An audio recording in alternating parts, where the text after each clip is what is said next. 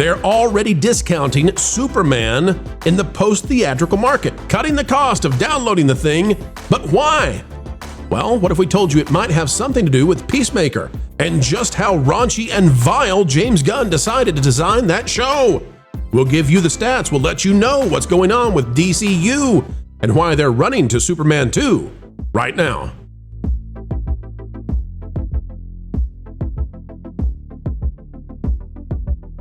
Ladies and gentlemen, boys and girls, welcome back to the channel that brings the left to tears and tears apart the entertainment industry, bringing you the hallowed halls of Hollywood in a way that explains what's really going on. Today, we're going to do just the exact same thing, this time with James Gunn and the DCU. Superman being discounted on Amazon and other places. What's up with that? Well, folks, we'll tell you what's up with that. Before we do, click the like button and drop a comment below. Let us know. Are you more or less interested in more DC stuff after Peacemaker? We'd love to know. And if you want even more spicy content, check out the Patreon out. It's www.patreon.com/WDW Pro. And here we go. We're heading over to Bounding in Comics today with JB Augustine because things are not what they seem with Superman and with the rest of DCU. James Gunn, what's going on? Let's dive in. Peacemaker ratings and Superman digital success aren't what they seem. Is the DCU in trouble? Well, let's see. Superman and Peacemaker have brought the DCU to streaming and video on demand with mixed results. The latter is definitely getting attention, if only for a dubious reason, but some are ready to call it a success. That said, we still need to hold on, as no one should be getting ahead of themselves. Now, this article is going to say that Samba TV is declaring something, and I'm going to skip this about Peacemaker with the Samba TV for a reason. Jonas, do you know what the reason is? Because Samba TV numbers can only be compared like to like. They're not good for comparing to other metrics. Right. We like Samba TV. We don't want to be mean to them. But in terms of getting meaningful data from Samba TV, we can only do that basically after we get the numbers from another source. So I'm going to skip through this with Peacemaker. I am going to say that Peacemaker may be going down the South Park pathway, which is to get a big premiere because people are in disbelief of what's there, and then a significant and sharp decline. What we can 100% go to from this article that matters so much is a discount that's already happening. Let me show you. The success of Superman is also in question, don't forget. While James Gunn and Warner Brothers are touting it as a solid beginning for the DCU, not everyone is involved. The film made money, but it didn't reach Man of Steel's tally, especially not after inflation. Tickets sold in 2013, ticket prices taken into consideration. That is true. And I'm not telling you that it was a failure, but I don't think it made its money back. We'll see how that goes. So then why is James Gunn rushing Superman 2, Lex Luthor, Man of Tomorrow to the box office? Well, take a look at this. I did not know this until I read this article on Bounding in Comics, and I'm fascinated by it, honestly. It says there are numbers, but they aren't sales figures, and they aren't a good sign. Online retailers such as Amazon, where you can rent and buy Superman, have lowered the rental price to $14.99 from $19.99. The purchase price was also reduced from $19.90 to $19.99 from $29.99, which is a 33% discount. Okay, now guys, I wasn't aware of this. Jurassic World Rebirth, still the same. Mission Impossible Final Reckoning, still holding in there. Superman, very rapidly after it was sent to streaming, is already getting discounts for people to try to get people to buy it. That is a huge warning sign to me, and it makes me wonder, is this why James Gunn is rushing to he doesn't want to call it a sequel, we're going to call it a sequel. Is this why he's rushing to a sequel? Because this isn't playing out well now in the post-theatrical. I don't know. What do you guys think about it?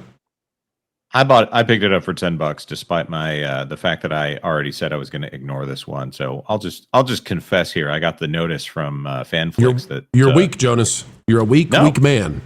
There's still some usefulness to it. I'm just not going to let my kids watch it. A brand new movie arriving on premium video on demand for roughly the same price or less of subscribing to a streaming service, to me, says that they are not actually worried about what it's going to do on a streaming service. They're trying to get transactional viewership there as opposed to subscription-based views. You think Superman's just A-okay fine, even despite the discounts? Well, look, I think that if you look at it as far as tickets sold, Superman sold the third most tickets in the United States this year. It is the healthiest take of the box office they could have gotten in the domestic market. And I think that the fact that it passed the dinosaur movie without any dinosaurs or with very few dinosaurs, as far as ticket sales, I think it's okay. I don't think. By the way, hold on, Culture. Not many people know what you just said. Oh, Most people look at the worldwide tally and they don't realize. Could you emphasize just what you're talking about on the dinosaur? Yeah, so the dinosaur movie, it didn't actually earn as much as Superman. Superman domestic earnings is in third place for the year behind Minecraft movie, which is actually number one over Lilo and Stitch, and Lilo and Stitch, which came in a very close second by about $400,000.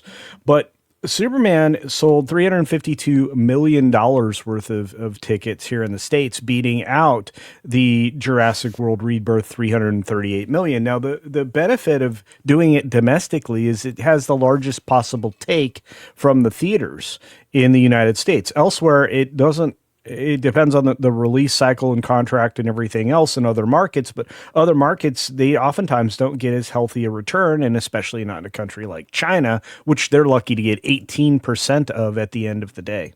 So you start to look at it that way, and you have a much better appreciation for what Superman did in the U.S. and why maybe Warner Brothers Discovery, based in the U.S., is keen on getting a follow up. So let's talk about the other side of this then. Yeah. The Peacemaker side of this. Oh, the bad side. Evil side. Oh, okay. So, well, let me ask this then, okay? Because this is being touted as a huge success. Mm-hmm. But I'm not sure that it is. Out.com has this, the highest rated DCU project ever, Peacemaker, a bisexual superhero series. It says the first episode of Peacemaker Season 2 debuted on HBO Max just last week, but reviewers have already gotten a glimpse at the first 5 episodes, and they're loving what they're seeing. And he goes on to talk about this. I don't really care what the critics have to say, especially early, because we all know how that works. But just, I want you to see the description from Out.com about what this Peacemaker thing is. It says, Peacemaker stars John Cena as the titular DC Comics vigilante, according to the series synopsis. In addition to his violent approach to carrying out justice, Cena's character, whose civilian name is Christopher Smith, is also a card-carrying bisexual. And after talking about his relationships with men in the first season, the premiere episode of the long-awaited second chapter shows him partaking in a sexual party. Villages get together. Yeah, the village people get together, have fun. Oh, anyway, okay. Boys and girls, Gross. Is that going to affect, perhaps, and this is what I've been going towards on this segment. I just want to see what you guys think about it. Would that be something that might affect the post-theatrical Superman success? Do people now say to themselves, I'm out now? Is how Jonas feels affecting Superman? Maybe it'll affect the physical media sales? Just so we have you it. see what I'm saying, Jonas? So we have it for the segment, because maybe not everyone is aware of the discourse that I had on X. Basically, after hearing what happened in in Peacemaker 2, originally I was going to edit Superman and cut out some of the cursing, probably splice in the Indian version of the Green Lantern scene at the end. So Green Lantern's not just flicking off everybody. I don't want my kids to do that. And I have younger kids, and I think the film is mostly fine, not perfect, for a younger audience. I could, of course, edit other things in there if whatever. So a bunch of people were saying I'm a pansy or whatever for doing that. Whatever. I don't care. I got to raise my family how I see fit. Peacemaker 2 and the things that I hear out of Peacemaker 2 make me say, I'm not going to bother trying to get my kids interested in a Superman movie if it's just an ad for a filthy TVMA show on HBO Max. So I have no reason, if Superman is literally the only clean character in the entire DC universe, then why would I bother trying to help DC to market to my kids? I think James Gunn is at this point showing everyone who he is and what kind of content he's going to put out. I'm going to say, okay, so this is definitely not for kids. I have an even bigger issue than that, and that is if you watch Superman, Superman is he's the gosh golly character. He's the one so opposite that it makes him look uncool. It makes him look undesirable. Kids you would want to look up to Superman may not identify with him as much as some of the bad characters. And as a parent, you don't want that. I will tell you that definitely the DCE or the DCU, whatever it is that's starting now, as a parent, I don't want any part of it. And it's not something that I have any interest in myself going forward. And I think there's a significant enough portion of the market that feels that way that it could affect Superman and the post-theatrical. So that's what we're paying attention to. Well, one thing to point out is that this upcoming Man of Tomorrow movie is heavily rumored that, we know it's an ensemble film. He said that it's an ensemble film. But a lot of people are saying that means Superman, Supergirl, the Justice Gang, Lanterns, and Peacemaker. Right. Basically, if that is going to be a family-friendly movie, it's again going to be tied to this filthy MA. So why, Marvin? Why? I don't understand the marketing strategy. I get it that maybe James Gunn wants to instill those values into the characters. Maybe he wants that to be something that people... I get it. I get that that's his flavor. What I don't understand is I don't see how that is a market successful approach for DC or for Warner Brothers. It's not. It's James Gunn making content that James Gunn wants to see because James Gunn thinks that he's the funniest person on the planet and he has to share that gift with the rest of the world. Now, look, I know Culture Superman is your favorite movie, but I have to say, like, it didn't hit the mark for me. And I don't think Man of Tomorrow will either. I honestly think it's just James Gunn thinks because and I think Warner Brothers thinks that because he hit a home run with Guardians of the Galaxy, that he can do no wrong. And he knows what the people want, and that's got to be what this is. They're going to be... I don't think they're going to find much success in that. He is... The problem with Zack Snyder is he was like, dark, edgy, violence, yeah, man. Whereas James Gunn is just fart jokes and infantile humor. He is less mature than Taika Waititi and less reserved than Taika Waititi. He's showing us exactly who he is, and that's somebody who wants to create The Boys, but not do it nearly as well. It's interesting when you look at it. There are basically 3 influential superhero movies in the modern era. And for some reason, they've forgotten The Dark Knight altogether at this point. And so I'm taking that off the list. They've all stopped trying to do that. It's Iron Man, which they're not going for origin stories anymore. So we can knock that one off the list. Avengers, which they're all rushing to get to Avengers, and Guardians of the Galaxy. They're all doing some version of that same thing over and over again. These superheroes are a bunch of adorkable screw-ups who happen to have superpowers. It seems to be the only thing that they're pushing for. James Gunn has done, let's see. Let's not count the original Suicide Squad, which was a send-up of Guardians of the Galaxy. Then he did his own, The Suicide Squad. There's, of course, the 3 Guardians of the Galaxy films. And I don't know how many movies that have been trying to ape that Guardians of the Galaxy style since then. So I'm tired of it already. I get it. You have something that has been successful in the past.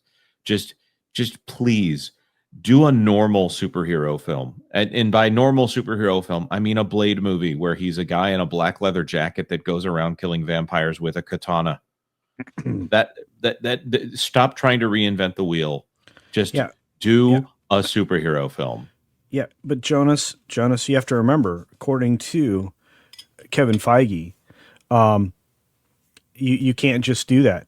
They don't just want to make a black guy in a leather jacket killing vampires. That's not what they want to do. They want to push messaging and gender swap characters in the end, or provide a suitable replacement for Blade, which is definitely not going to be his daughter or anything. Pulling Hollyweird to the sensible center of the mainstream middle where money is made is not easy, but folks, you make it easy to make videos each and every day because sharing time with you is a great honor, and we never take it lightly. An attitude of gratitude every single time we have the chance to shine with you. Until the next time, we only ask that you click that like button, share, subscribe, click it, stick it to the algorithms. It is the notification bell. Drop a comment down below. Let us know your thoughts. And folks, don't worry about paying any kind of tuition for this free class and how entertainment works. You are on scholarship. Highest IQ on the internet, that's you for sure. Until the next time we have the opportunity to spend time together, folks, we just ask that you keep learning, keep growing, and as ever, keep having fun. Jump into the water. Why listen to music made by people and companies who really don't like you? Check out Vacation Radio today and prepare for all new content made by the people behind the WDW Pro Channel. It's the place you need for all the music. That should be fun. Want it all, so I give them cannonball. Yeah. Hundreds of songs, every genre you can imagine. Listen live on YouTube and enjoy a set list that's always sunny. It's Vacation Radio. Arizona.